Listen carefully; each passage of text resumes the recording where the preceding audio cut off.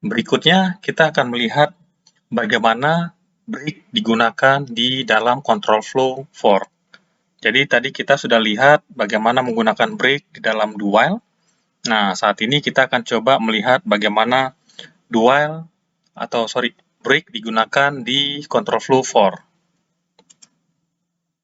Nah, seperti biasa, kita akan bikin source code untuk menggambarkan dan menjelaskan bagaimana menggunakan break di dalam for. Kita bikin satu kelas namanya control flow for break. Nah, kelas yang baru ini kita simpan dengan nama yang sama. Dan kemudian kita simpan di folder src di bawah folder Java Console. Nah, apa yang dilakukan di program ini sebenarnya sama seperti yang dilakukan di do while dan while ya.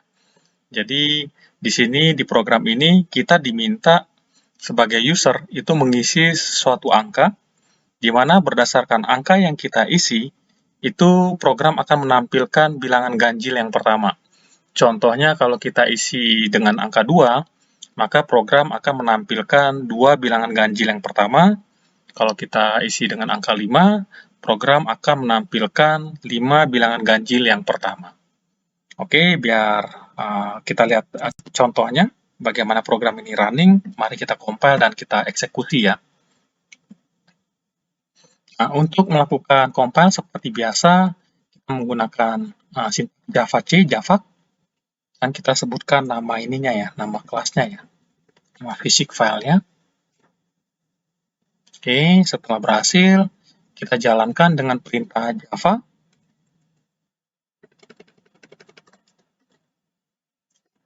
Nah, jadi kalau kita lihat sebenarnya bentuknya sama seperti while dan do while, di mana program akan meminta kita sebagai user untuk mengisi satu nilai ya.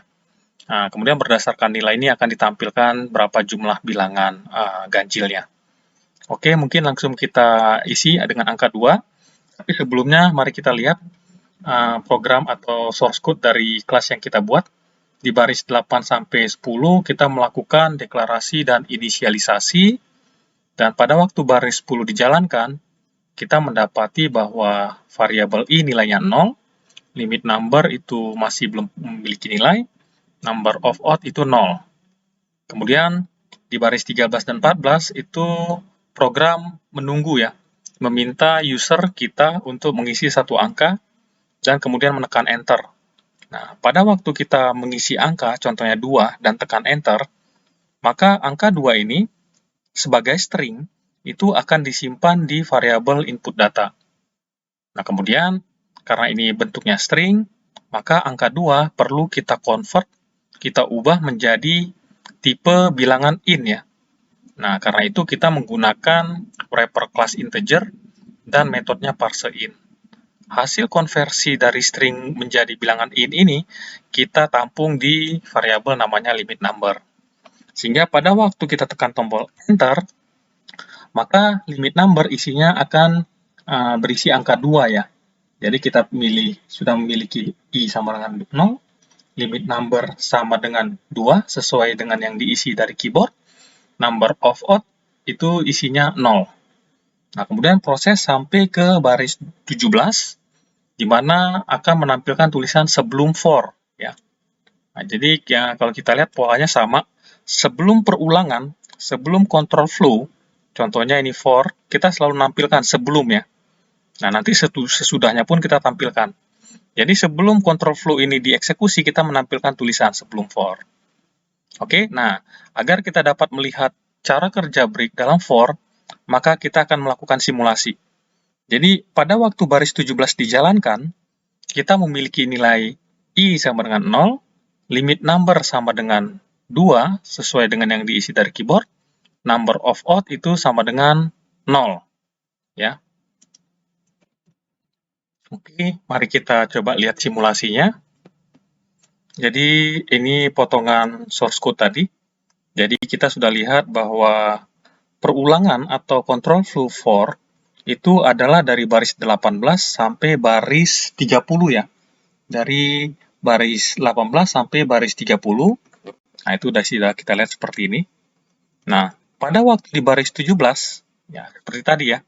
Pada waktu baris 17, itu kita sudah memiliki nilai I sama dengan 0, kemudian limit number itu sama dengan 2, kemudian number of odd itu sama dengan 0. Ya. Kalau kita lihat lagi ke source code, I sama dengan 0, number of odd sama dengan 0, limit number itu hasil inputan dari keyboard ya, 2.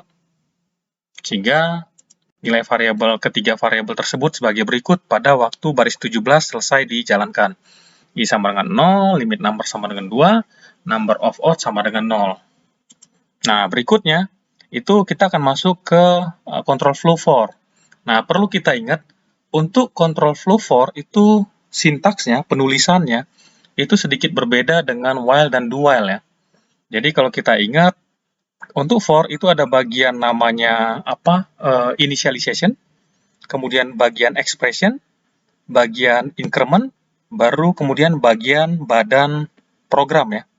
Ya, kalau kita ingat, ini ada initialization, ini ada expression, ini ada increment, dan ini adalah badannya ya, execute block-nya. Nah, mari kita lihat. Jadi pada waktu baris 18 dijalankan, maka bagian inisialisasi dulu dijalankan ya. Nah, di bagian inisialisasi kita lihat, itu ada penugasan, pemberian nilai bahwa I sama dengan 1. Jadi nilai I yang awalnya 0 itu diisi dengan I sama dengan 1. Sehingga hasilnya, ya, jadi hasilnya adalah Jadi pada saat dijalankan, sampai di baris 18 dan bagian inisialisasi, setelah selesai maka nilainya I sama dengan 1. Oke, setelah bagian inisialisasi selesai dijalankan, maka akan diteruskan ke bagian expression. Nah, di sini akan dilihat nilai expressionnya true atau false.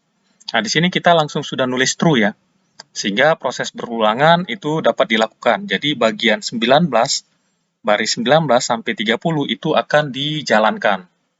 Oke, kita lihat di baris 19 tidak terjadi apa-apa.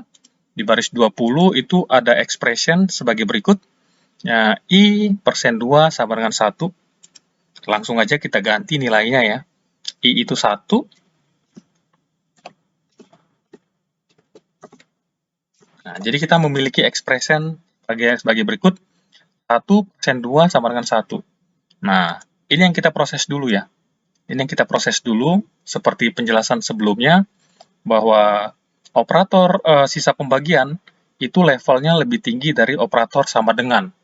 Sehingga ekspresi yang inilah yang kita proses dulu.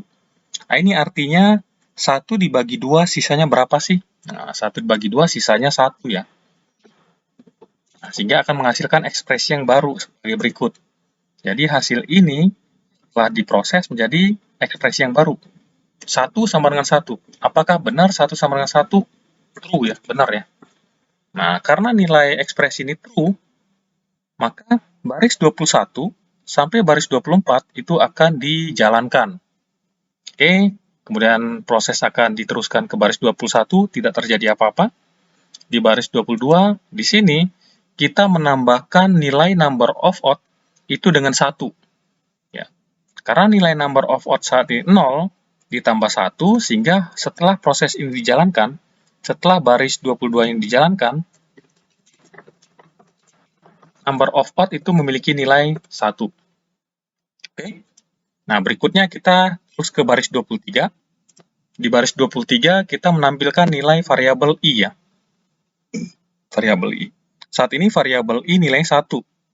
Sehingga yang muncul adalah 1.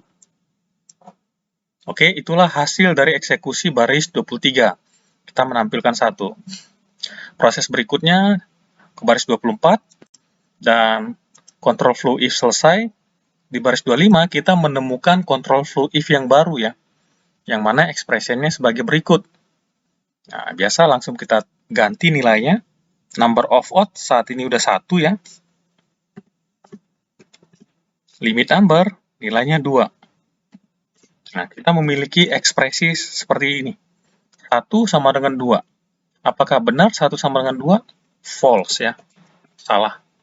Karena false, maka baris 26 dan 28 itu dilewati, tidak dikerjakan. Dan akan langsung diteruskan ke baris 29, di mana baris 29 itu menampilkan tulisan setelah break. Sebelumnya kita menampilkan 1, maka berikutnya kita menampilkan setelah break, sehingga inilah hasil eksekusinya. Nah, kemudian proses akan sampai di baris 30. Di baris 30 ini adalah akhir perulangan ya. Jadi akhir perulangan, seperti kita tahu, maka proses akan naik ke increment. Jadi setelah sampai di baris ini, dia akan naik ke baris 18 lagi, tapi ke bagian increment. Nah, di sini, ini ada ekspresi variabel i ditambah 1. Ya, variabel i ditambah 1. Nah, kita tahu i saat ini 1. Kalau i ditambah 1 berarti jadi 2 ya.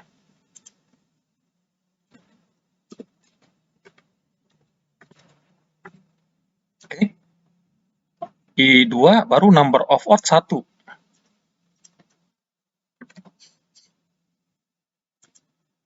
Nah, jadi pada saat program balik lagi ke baris 18 tapi bagian increment, itu terjadi penambahan nilai variabel i, sehingga nilai variabel i menjadi 2, dan number of odds proses sebelumnya sudah menjadi 1 ya. Jadi kondisinya seperti ini.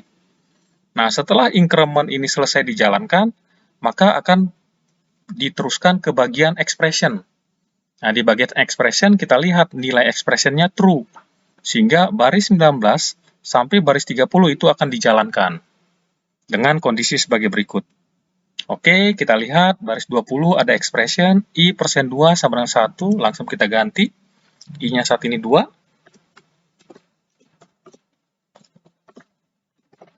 Oke, ekspresinya menjadi seperti ini. Ini kita analisa dulu. 2 dibagi 2 sisanya berapa sih? 0. Sehingga menjadi ekspresi berikut. Apakah benar 0 sama dengan 1? False ya.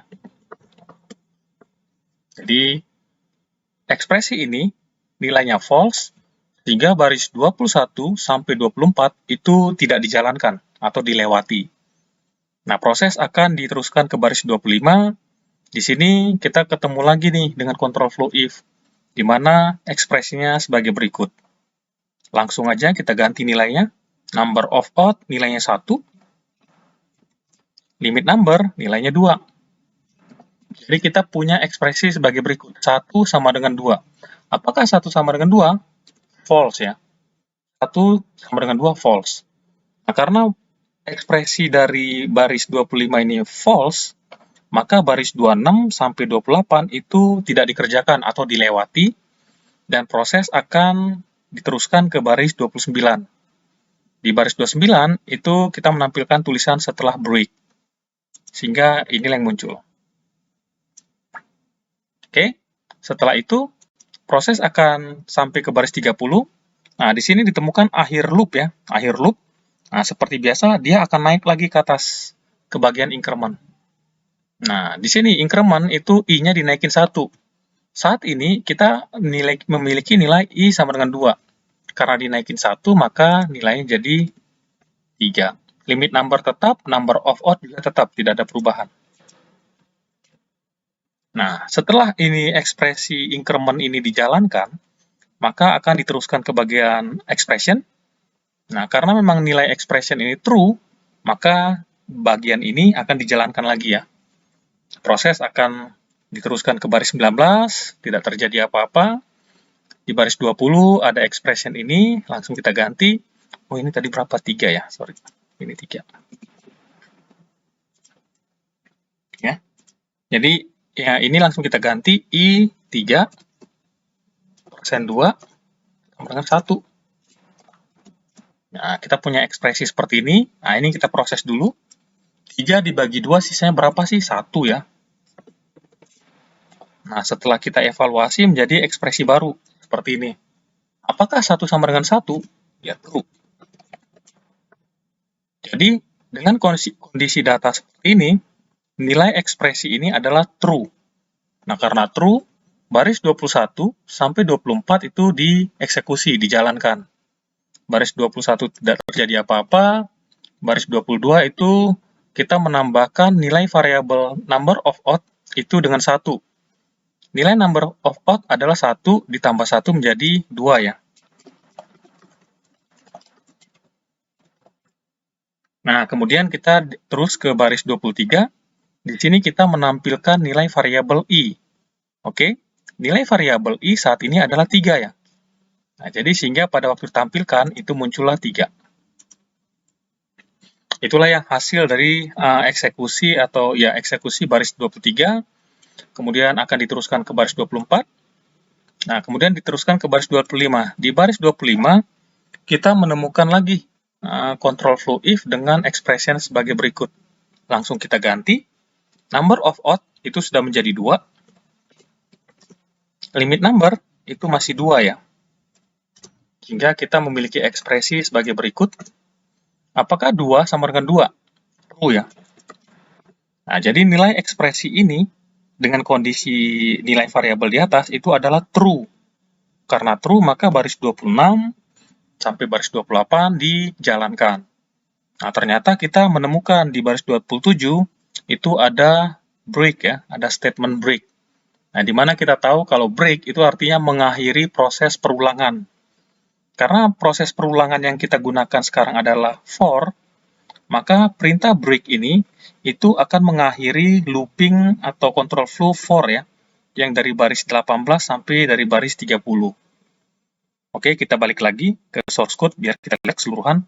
Nah, jadi pada waktu break ini ditemukan, dijalankan, maka proses perulangan, yaitu dari baris 18 sampai 30, itu selesai, dan proses akan pindah ke baris berikutnya. Baris berikutnya setelah statement for. Jadi karena kita tahu statement for ini dari 18 sampai 30, berarti baris berikutnya adalah baris 31. Sehingga pada waktu break ini dijalankan, maka proses akan langsung menjalankan baris 31, di mana baris 31 itu menampilkan tulisan setelah for. Ya, ini sebagai indikasi bahwa perulangan for itu udah selesai ya. Nah, sehingga muncullah tulisan setelah for. Nah, jadi seperti itu penjelasan mengenai penggunaan break di dalam for. Nah, secara gambaran, sebenarnya penggunaan break di dalam for, penggunaan break di dalam do while, kemudian penggunaan break di dalam while itu sebenarnya sama. Pada saat break ditemukan, maka proses perulangan, apakah itu while, apakah itu do while, apakah itu for, itu akan selesai dan proses akan diteruskan ke baris sesudahnya. Oke, itu untuk penjelasan mengenai control flow break ya.